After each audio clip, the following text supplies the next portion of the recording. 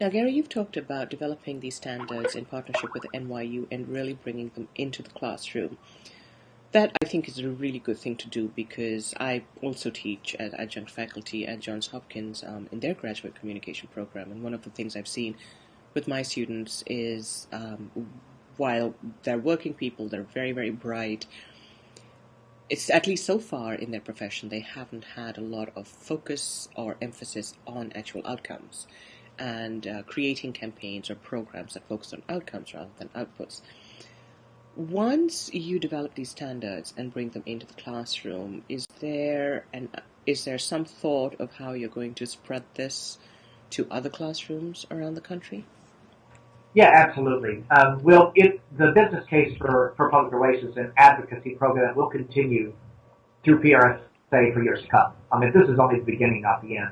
One of the things we have to do, and that the business case has provided, are really those talking points for professionals to understand, but also to talk to their companies and clients about the value of public relations.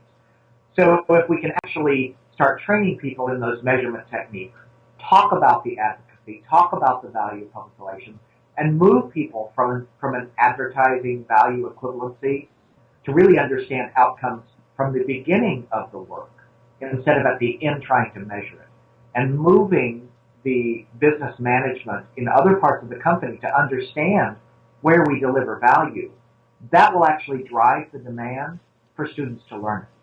I also was a host blogger last week for PR Week during the conference, and one of my blog posts was the need for public relations education to incorporate more and more business courses.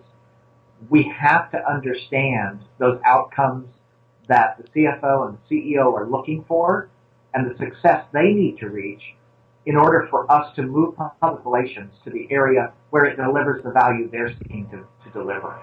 And it isn't that they saw themselves in the newspaper or in a magazine or on a news clip.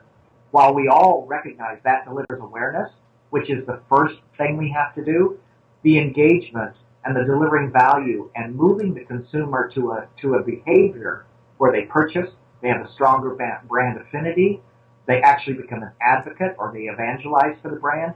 Those are all things that we can do, we can measure, and we should be adding to our campaign, and they are measurable.